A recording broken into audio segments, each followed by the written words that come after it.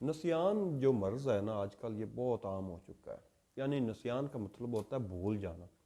ये इस वक्त बच्चों में भी मौजूद है, जवानों में भी मौजूद है और बूढ़ों में तो है ही है।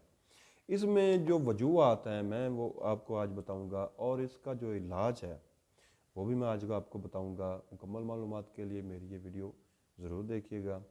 हकीम मोहम्मद अहमद फाजलत वलजरात आपकी खिदमत में हाज़िर है। नाजरीन, इस दौर में, इस मसरूफ़ियत वाले दौर में, क्योंकि दिमागी काम, दिमाग का इस्तेमाल बहुत ज़्यादा हो चुका है, इस दौर में जो है बंदों का, इंसान का जो मशीनरी है वो बहुत ज़्यादा, जो इस्तेमाल उसका बहुत ज़्यादा हो चुका है।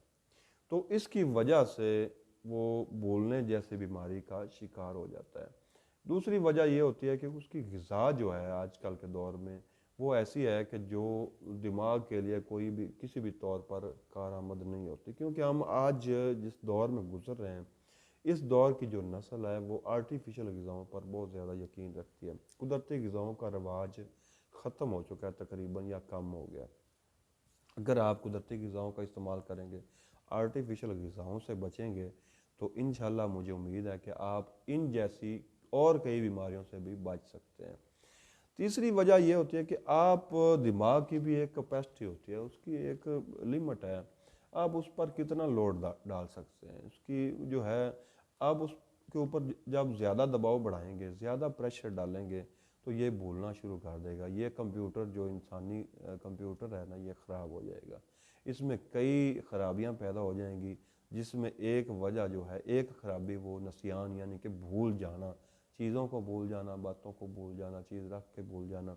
अगर आप इस मर्ज़ का शिकार हो चुके हैं तो इसका इलाज करिए, इंशाल्लाह आपको फ़ायदा होगा। मैं आपको इसका बेहतरीन इलाज बताता हूँ, नुस्खा बताता हूँ, नोट करिएगा। नुस्खा नोट करने से पहले मेरी ये वीडियो शेयर ज़रूर कीजिएगा ताकि ज़्यादा से ज़्यादा लोगों के ये काम आ सके। तो नुस्खा नोट करिएगा। बरमी बूटी जो है आपने अच्छी किस्म की, आजकल ना बरमी बूटी में कुछ मसाइल आ रहे हैं। बरमी बूटी जो पंसारी की शॉप से है वो अच्छी नहीं मिलती। आपने एक नंबर बरमी बूटी लेनी है 100 ग्राम। कशनीज़ खुश्क आपने लेना है 100 ग्राम। मगज़ बादाम आपने उसमें डालने हैं 100 ग्राम।